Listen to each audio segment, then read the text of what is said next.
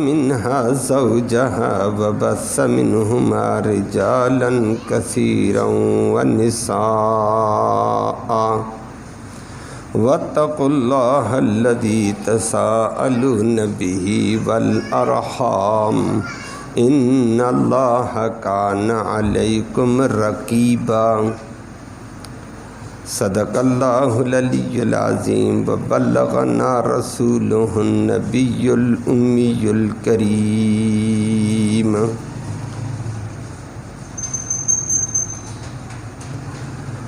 قابل تکریم معزز سامعین کرام، سورۃ نساء کی پہلی آیت کریمہ ہیں۔ نساء کے حوالے سے کل کے درس میں آپ نے سنا تھا، نساء عورتوں کو کہا جاتا ہے۔ سورت کے اندر عورتوں کے حقوق، عورتوں کے تقدس، عورتوں کے تحفظ کا مقام کا ذکر تھا، اس لیے اس سورت کو سورۃ النساء سے تعبیر کیا کہ ایسی سورت جس میں عورتوں کے حقوق کا تذکرہ ہے۔ وہ کچھ گزارشات کل آپ کے سامنے عرض گزار کی تھی۔ آیت کریمہ میں اللہ نے ذکر کر کے فرمایا، انسانوں اپنے پالنہار رب سے ڈرو اور کسی قسم کی زیادتی کسی پر نہ کرو۔ پھر آگے ذکر کر کے فرمایا، انسانوں تم سارے ایک جان سے پیدا ہوئے ہو،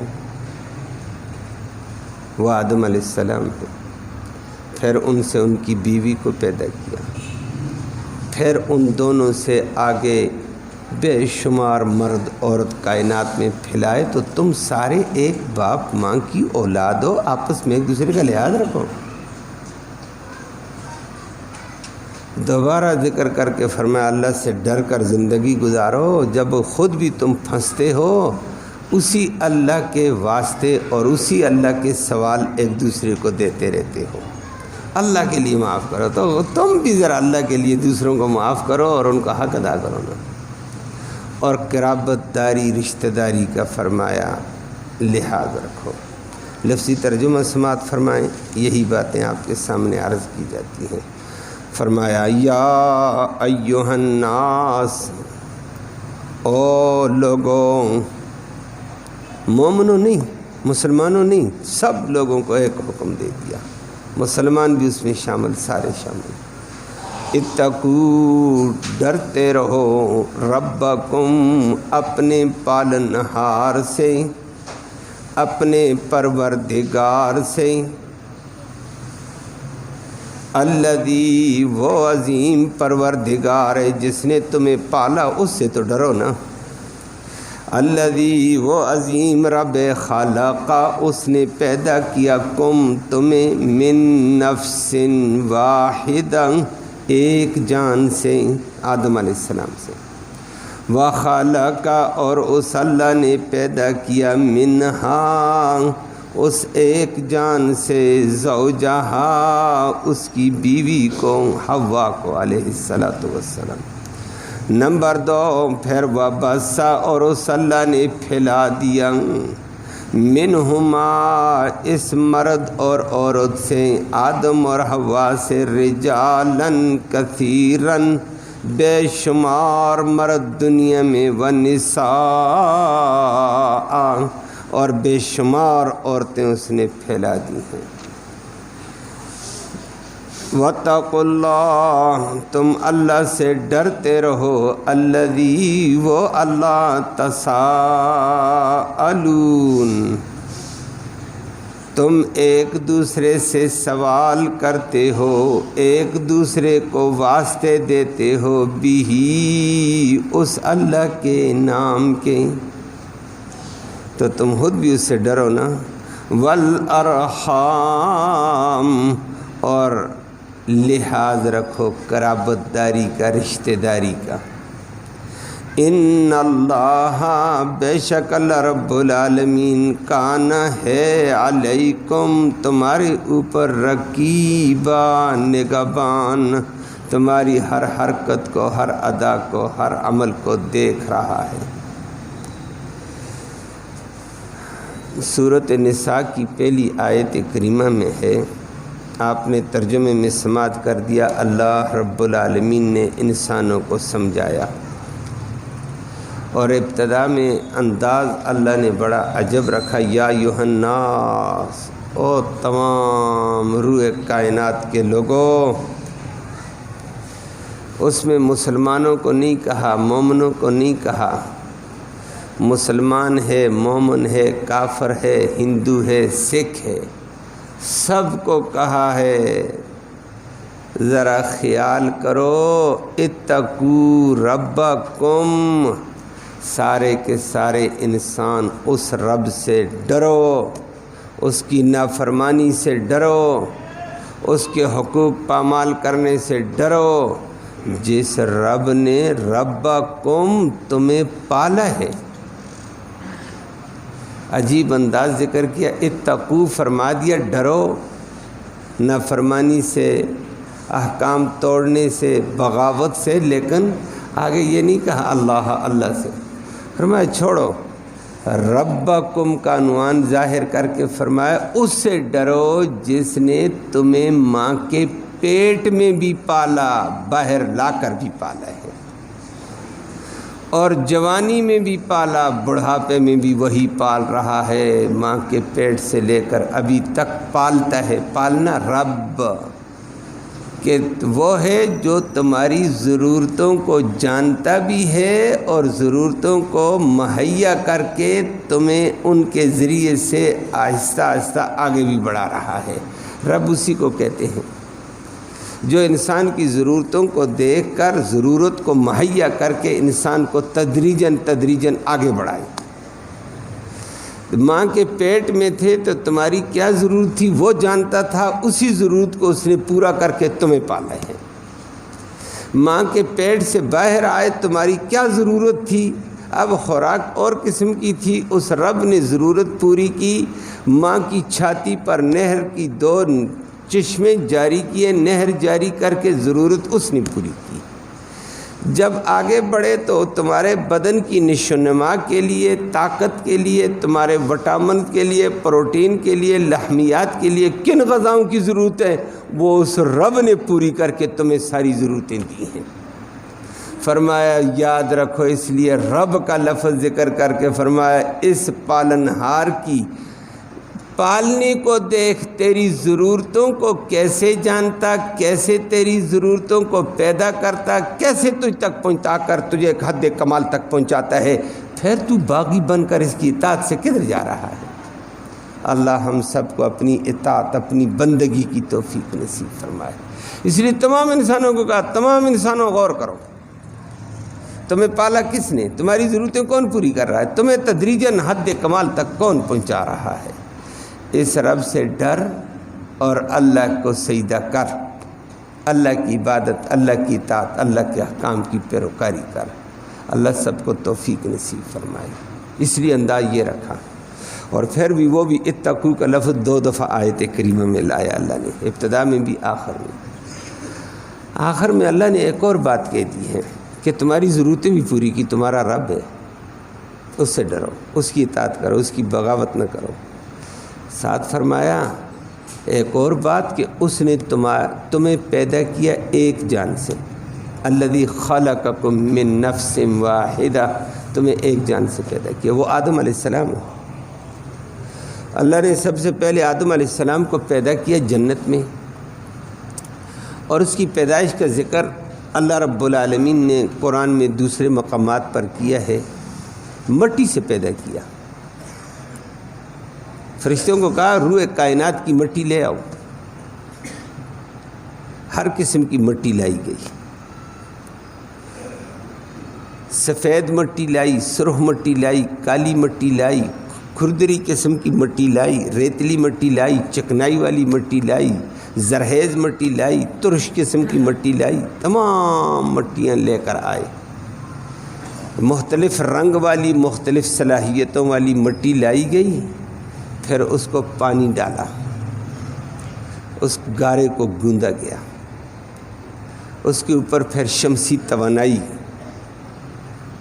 سولر سسٹم کا نظام چلا کر تیز ہیٹ دے کر گرم کیا اس کو، اور اوپر سے وہ خشک ہو گئی جیسے ٹھیکری بن گئی، اندر سے گارا تھا، لیکن ہوا نہ لگنے سے گارا بدبودار بھی ہو گیا، اور ہوا لگتی رہی باہر سے۔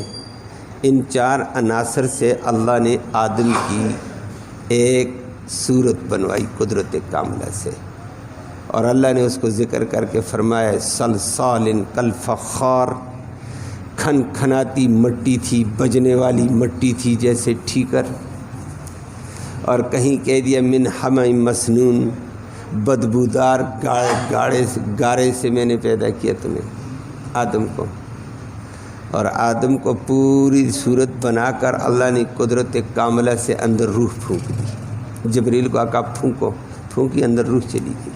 یہ اس کا نظام ہے۔ ہمارے اندر روح ہے، نظر نہیں، ہمیں بھی نہیں آتی ہے، اور ڈاکٹر لگے رہتے ہیں، مریض کی روح پرواز کر لیتی، نہ ان کو پتہ چلا کیسے پرواز ہوئی، کہاں سے روح گئی، کدھر گئی، کوئی پتہ نہیں۔ واہ اللہ، یہ تیری قدرت ہے، ڈالتا کیسے، نکالتا کیسے۔ آدم علیہ السلام کی تخلیق ہو گئی۔ آدم علیہ السلام جنت میں تھے، اور جنت ہے، نعمتیں ہیں، سب کچھ ہے، لیکن انسان کے لیے جو کچھ بھی ہو، اعلیٰ کوٹھی ہو، اعلیٰ دولت ہو، سب کچھ ہو، لیکن ساتھ کوئی نہ ہو تو وحشت ہی وحشت ہوتی ہے۔ تنہائی وحشت کا نام ہے۔ بالا کوٹھی میں بندے کو بند کر دو، وہ کہے گا جیل ہے، کدھر آ گیا ہوں؟ وہ بھائی اعلیٰ کوٹھی، اعلیٰ برتن، آ رہا سب کچھ، نہ کچھ نہیں، وحشت۔ آدم علیہ السلام کو اللہ رب العالمین نے جب پیدا کر کے اس طرح کی نعمتیں، وہ چاہتے تھے تسکین کے لیے، سکون کے لیے، راحت کے لیے کوئی ساتھی ہو۔ واللہ اللہ نے بھی ایسا ساتھی دیا، حکمتوں والا وہ تھا۔ وہاں کوئی مرد پیدا کر دیتے، 2 ساتھی چلتے پھرتے، گپے لگاتے، جو بھی ہوتا، لیکن اللہ نے ساتھی بھی دیا، اور عجیب قسم کا۔ آدم علیہ السلام سوئے ہوئے، قرآن نے اس کا ذکر کیا آپ کے سامنے آیت میں کہ وَخَلَقَ مِنْهَا زَوْجَهَا، آدم ہی سے آدم کی بیوی پیدا کر دی، ساتھی دیا، عورت کی شکل میں، بیوی کی شکل میں، جو ساتھی بھی بن گیا، انسان جیسا انسان، اور سکون، جنسی سکون، راحت کا ذریعہ۔ عجیب نظام اللہ نے قدرت کا رکھا۔ اور وہ کیسے پیدا کی؟ آدم علیہ السلام لیٹے ہوئے، حدیث میں آتا ہے اللہ نے فرشتوں کو حکم دے دیا، لیٹے ہوئے تھے آدم علیہ السلام، بائیں پسلی سب سے، یہ پسلیوں کا نظام ہے، اوپر والی پسلی نکالو، آدم کی نکال دی، پریشن ہو گیا، قدرتی پسلی سے ڈھانچہ بن گیا، جوڑ بن گئے، اوپر گوشت لگ گیا، پٹھے آ گئے، اعصاب آ گئے، شریانیں آ گئیں، رگیں آ گئیں، جلد بن گئی، ٹھیک ٹھاک سارا نظام، بال فٹ کی، اللہ نے روح ڈال دی ہے۔ آدم علیہ السلام لیٹے ہوئے تھے، سارا نظام بنتے بنتے آنن فانن، وہ تو قدرت والا ہے۔ آدم علیہ السلام کی آنکھ کھلی، خود بھی آدم علیہ السلام کا 60 گز لمبا قد تھا، جنت ہے۔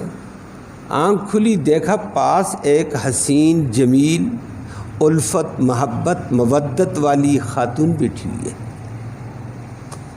ٹھیک، آنن فانن اللہ نے بنا کر بٹھا دیا۔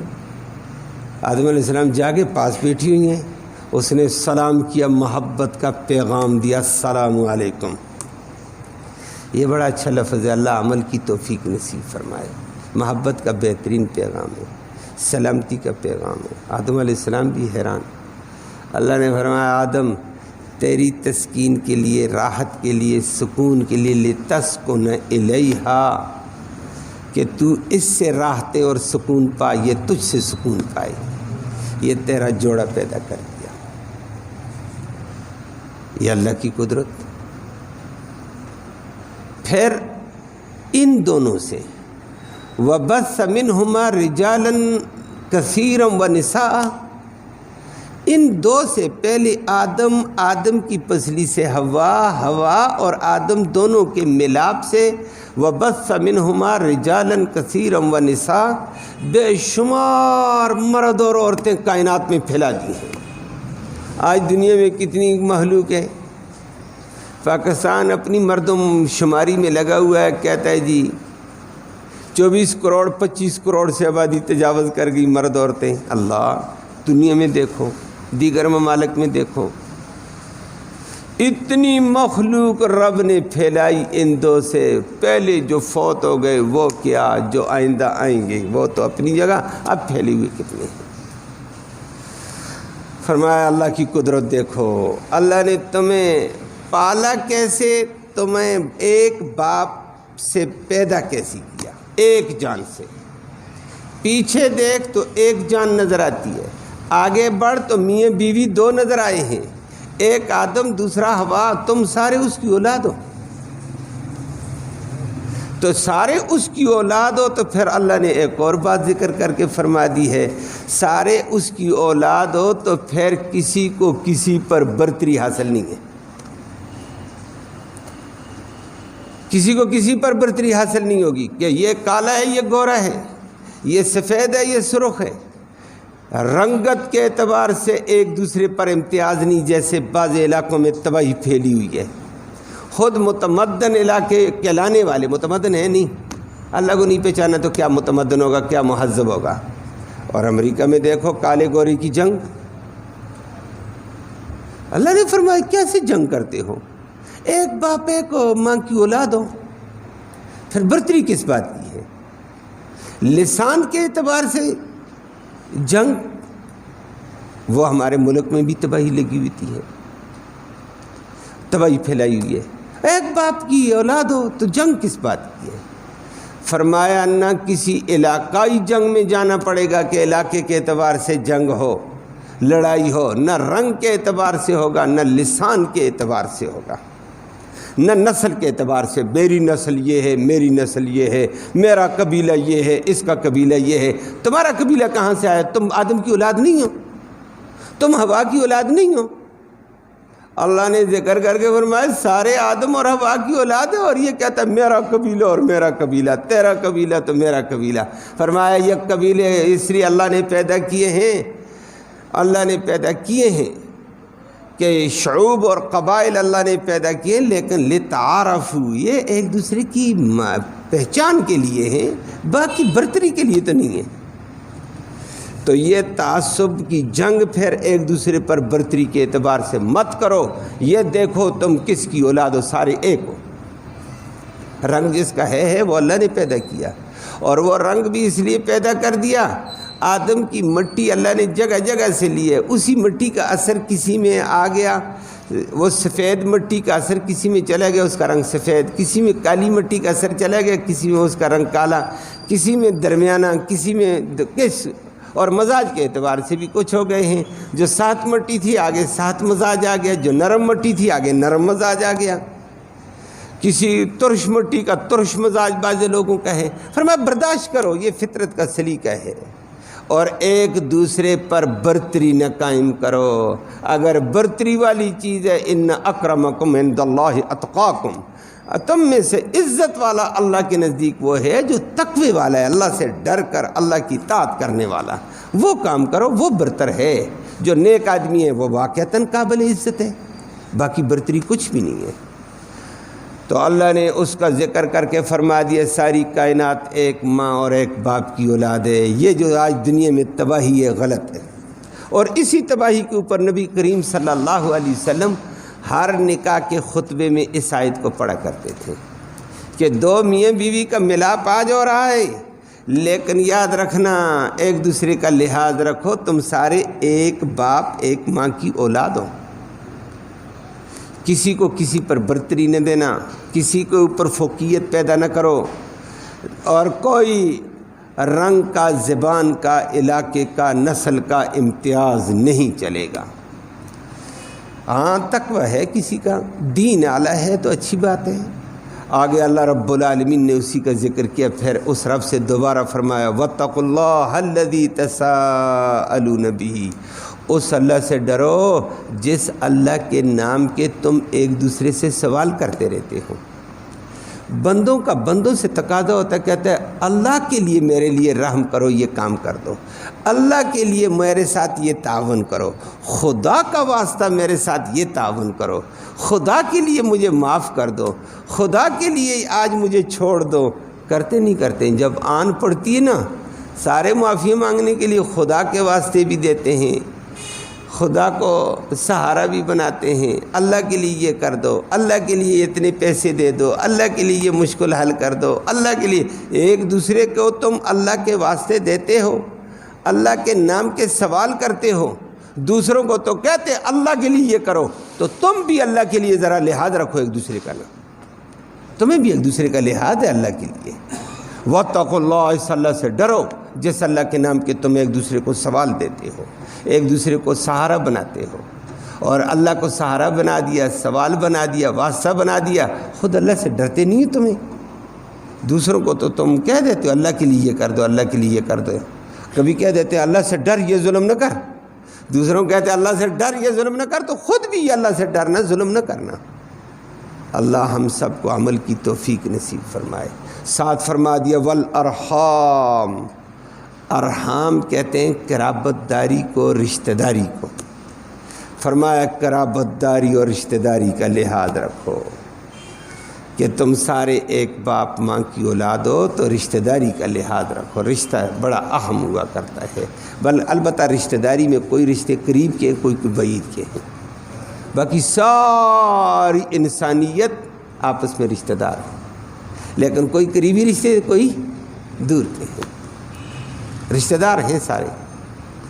فرمایا رشتہ داری کا لحاظ رکھو۔ والارحام، یہ رحم سے ہے، رحم کی جمع ہے، رحم کہا جاتا ہے عربی میں بچہ دانی کو، جہاں اللہ نے اپنی قدرت کاملہ سے ایک بچہ دانی ہے مادہ کے پیٹ میں اللہ نے رکھی ہوتی ہے، عورتوں کے مادہ جو بھی مادہ ہیں ان کے پیٹوں میں رکھی ہوتی ہے ماؤں کے، اسی کے اندر بچے کی پرورش ہوتی ہے، بچہ پلتا ہے، بڑھتا ہے، کھاتا ہے، پیتا ہے، وقت مقررہ پر اللہ دنیا میں لے آتا ہے، اس کو بچہ دانی رحم کہتے ہیں، اور ہر بندہ اسی رحم سے آیا ہے۔ اب ایک بھائی اسی رحم سے، دوسرا بھائی اسی رحم سے، بہن اسی رحم سے، اور 4 بھائی ہیں، 10 بھائی ہیں، اسی رحم سے آئے، تو دنیا میں آ کر تو اسی رحم سے تم آئے ہو، تو ایک دوسرے کا لحاظ رکھو نا، رحم تو تمہارا ایک ہے، اسی کو رحم کہہ دیا جاتا ہے، اور بعد میں اس کو ہماری اردو زبان میں رشتہ داری کہا جاتا ہے اور قرابت داری کہا جاتا ہے۔ جو اس رحم کے ساتھ سارے جڑے ہوتے ہیں یہ قرابت دار ہیں، قریبی ہیں، ایک رحم سے آئی، یہ میرا قریبی ہے، اور یہ میرے باپ کا قریبی ہے، باپ کے ساتھ رحم میں جو اکٹھے آئے ہیں، ماں کے ساتھ رحم میں اکٹھے آئے۔ اب ماں کا رشتہ دار ہے، رشتے میں آئے، یا باپ کی طرف سے، یا نچلی سطح میں، رشتہ دار تو ہیں، ان رشتہ داروں کا، قرابت داروں کا لحاظ رکھو۔ اللہ تو اللہ نے اپنا حق ذکر کیا آیت کے شروع میں، سورت کے شروع میں، ساتھ ساتھ رشتہ داری کا حق ذکر کیا۔ اللہ رشتہ داری کا حق ادا کرنے کی توفیق نصیب فرمائے، لیکن اس وقت جہاں حقوق اللہ پامال ہیں وہاں رشتہ داروں کے حقوق بھی پامال ہیں، کوئی کسی کا لحاظ نہیں رکھتا ہے۔ رشتہ داری کا لحاظ دور کی بات ہوتی ہے، مفاد ہے تو کہتا ہے میرا بھائی ہے، مفاد ہے تو میرا چچا ہے، مفاد ہے تو میرا ماموں ہے، مفاد نہیں کہتا ہے چھوڑو جی دفع کرو، کیا کرتے ہو، چھوڑو دفع کرو، چھوڑو دفع نہ کرو، رشتہ داری کا لحاظ ہے۔ اللہ ہم سب کو لحاظ کی توفیق نصیب فرمائے، اور نبی کریم صلی اللہ علیہ وسلم نے اس رشتہ داری پر اتنا زور دیا ہے، قرآن نے بھی رشتہ داری کا زور دیا، فرمایا رشتہ داری کا لحاظ رکھو گے اللہ تمہارا لحاظ رکھے گا۔ حدیث میں فرمایا من احب ان یبسط علیہ رزقہ وینسیٰ لہ فی اثرہ، جس آدمی کو یہ پسند ہے میرے رزق میں وسعت پیدا ہو جائے، اور جس کو یہ بات پسند ہے کہ اس کے گناہ معاف ہو جائیں، وینسیٰ لہ فی اثرہ، اور جس کو یہ پسند ہے کہ میری عمر میں اضافہ ہو جائے، کہ تھوڑا زیادہ کام تھوڑے وقت میں کر لوں، فرمایا اس کو چاہیے رشتہ داروں کا لحاظ رکھے۔ تو گویا رشتہ داری کا لحاظ رکھنے سے، پھوپھی کا، خالہ کا، ماموں چچے کا، بہن بھائیوں کا لحاظ رکھنے سے اللہ روزی میں بھی وسعت دیتے ہیں، عمر میں برکت آ جاتی ہے، گناہ معاف ہو جاتے ہیں۔ کتنا بڑا فائدہ ہے، لیکن دنیا اس سے بیچاری کوری۔ اور اگر کوئی لحاظ نہ رکھے تو اللہ کے نبی نے فرمایا لا يدخل الجنت قاطع، جنت میں قطع رحمی کرنے والا صلہ رحمی نہیں کرتا ہے، رشتہ داری کا لحاظ نہیں رکھتا، یہ جنت میں نہیں جائے گا۔ نمازیں پڑھے اپنی جگہ، حج کرے اپنی جگہ، زکاتیں دے، صدقے دے، لیکن قطع رحمی کی وجہ سے پھنسے گا۔ آج کل بھی اللہ معاف فرمائے نمازوں پہ بھی زور، لیکن بھائی سے سلام نہیں کرتا ہوں۔ کیوں نہیں کرتا ہے؟ تیری نمازیں تو مجھے پار نہیں کریں گی۔ رشتہ داری کوئی اصل وجہ بتا تو پھر ٹھیک ہے، دین کے تقاضے پر قطع رحمی جائز ہے، دنیا کے تھوڑے بہت تقاضوں سے قطع رحمی کہاں جائز ہے؟ اللہ ہم سب کو عمل کی توفیق نصیب فرمائے۔ اور نبی کریم صلی اللہ علیہ وسلم نے فرمایا، اللہ اکبر، فرمایا لا ينزل الرحمت علی قوم فیہ قاطع رحم، اس قوم کے اوپر رحمت الہی آتی نہیں جس کے اندر قطع رحمی والے لوگ موجود ہوں۔ قطع رحمی قبیلے کے اندر ہے، محلے کے اندر ہے، رحمت ختم۔ اور آج ہمارا حال، پڑوس میں بھائی ہے، بھائی کو پوچھتا نہیں ہے، وہ غمی میں، دکھ میں، سکھ میں، جانے دو جی۔ اللہ نے فرمایا صلہ رحمی کا لحاظ رکھو، رشتہ داری کا لحاظ رکھو، اور یہ لحاظ رکھنا تمہارے لیے فائدہ ہے، اور رشتہ داری کا لحاظ رکھو گے اجر اور ثواب زیادہ ہوتا ہے۔ نبی کریم صلی اللہ علیہ وسلم کی زوجہ محترمہ حضرت میمونہ تھیں، ایک باندھی آزاد کر دی۔ باندھی آزاد کروڑوں میں تھی، آج کل ہے ہی نہیں، ہو تو کروڑوں میں ہوگی، اور یہ آزاد کرنا بہت بڑا ثواب ہے، کروڑوں روپے لگانا۔ تو نبی کریم صلی اللہ علیہ وسلم کو بتایا یا رسول اللہ میں نے باندھی آزاد کر دی۔ نبی نے فرمایا آزاد کر دی؟ اللہ کی بندی، لو آتیتا ہا علی احوالک، اگر تو اپنے ننہال کو، تیرے ماموں غریب تھے تو ماموں کو دے دیتی تو آپ کو اس کا ڈبل اجر ملتا، صدقے کا بھی ثواب ملتا، صلہ رحمی کا بھی ثواب ملتا، اعلیٰ درجے کا ثواب ہوتا۔ اس نے کہا یا رسول اللہ آئندہ پھر ایسے کروں گی، اب تو میں نے آزاد کر دی ہے۔ لیکن درس دے دیا نبی کریم صلی اللہ علیہ وسلم نے کہ رشتہ داری کے لحاظ میں نیکی کرو گے، نیکی کا بھی ثواب ہوگا، صلہ رحمی کا بھی ثواب ہوگا، صدقہ کرو تو صدقے کا بھی ثواب ہو جاتا ہے۔ اللہ ہم سب کو لحاظ کی توفیق نصیب فرمائے۔ اللہ